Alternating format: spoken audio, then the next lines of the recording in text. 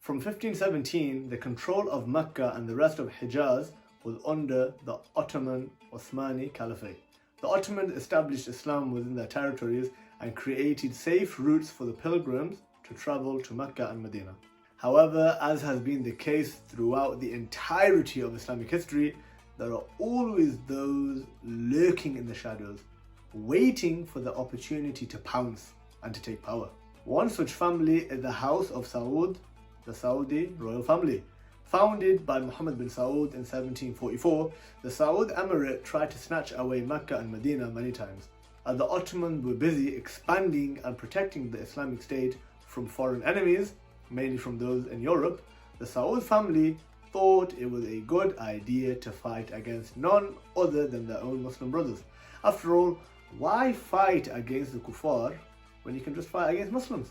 In 1803, Saud bin Abdul Aziz, he snatched away the Hijaz from the Ottomans, although the Ottoman Egyptian army recaptured it very quickly in 1813, and the Saud family retreated to their original location of Najd.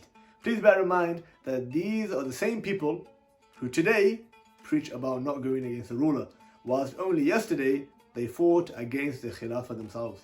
Whilst the Saud family was licking its wounds, another problem arose for the Ottomans, this time in the form of betrayal. It's important to understand that during this period the Ottomans were very declined, very weak, and surrounded by Britain, France and Russia. In 1916, Sharif Hussein, he made a secret deal with the British. He revolted against the Ottoman Caliphate and he took charge of the Hijaz himself. And this is what is infamously known today as the Arab Revolt, and it would put an end to the 400-year Ottoman rule over Mecca and Medina. However, Britain being Britain, the deceptive dog that it is, was playing many backdoor deals all at the same time. It decided to withdraw support from the Hussein family and instead support the Saud family to take over Hijaz. And by 1925, once again, with the help of the colonialist kuffar, the Saud family shed Muslim blood and took over Mecca and Medina. Until today, the Saud family controls what it has arrogantly named Saudi Arabia, and the Hussein/Hashemite family rules what it has arrogantly named the Hashemite Kingdom of Jordan. These nations, as well as many other Arab countries, were funded and set up by the British or the French. They rebelled against the Ottoman Caliphate in favour of colonialist support. They were and remain built on nationalism and independence from what they viewed as Turkish occupation. Some argue that the Arabs revolted because they believed the Ottomans were implementing Islam properly or at all. But this argument is baseless. Yeah, rightly or wrongly, the Umayyads forcefully took power, but they continued to establish Islam. The Abbasids did the same against the Umayyads, and the Ottomans did the same against the Abbasid Mamluks. In all of these cases though, the seat of the Caliphate moved from one dynasty to another. However, in the case of these Gulf Arab nations today, when they fought and rebelled against the Ottomans, the title of Khalifa was stripped altogether. Yes, they may chop off a hand here or there, but so do some of the Latino mafias. That doesn't make them ruling by Sharia. Another argument some give, mainly those who blindly follow Saudi Arabia, is that the Saud family were against innovations which they said the Ottomans were introducing. Now, you know what, this would have been believable if the Saud family implemented full Islam and eradicated these innovations themselves.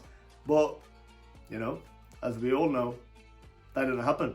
Instead, Saudi Arabia simply became a Western puppet who chose material wealth over the religion of Allah subhanahu wa ta'ala. They made oil deals with the US in exchange for military weapons, which once again, they use against no one other than their own Muslim brothers and sisters. Just like in Yemen, they give permission for their land to be used in the path of Allah subhanahu wa ta'ala. Just kidding. They gave their land to the Americans, whereby they indiscriminately bombed Muslims, like in Iraq, 1991.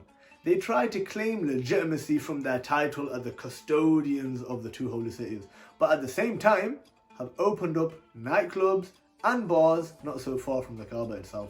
They lock up and torture the genuine scholars of Islam, but invite over their sheikhs and spiritual guides such as Nikki al-Minaj al-Trinidadi and Sean Paul al-Jamaicani. You're spreading hate, Luqman. You failed to mention the good that they have done. Okay. I forgot to mention that the Saudi king, he ordered Trump to drink with his right hand. With the right hand. Always the right hand, right? Always the right hand. And here the list of all the other great accomplishments that Saudi have made for this noble ummah.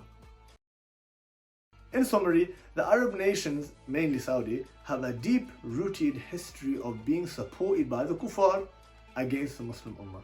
Yeah? They revolted against the Khilafah in the past, and they continue to be an obstacle for the return of the Khilafah today. They, just like those before them, will go down in the books of history as the traitors of this ummah.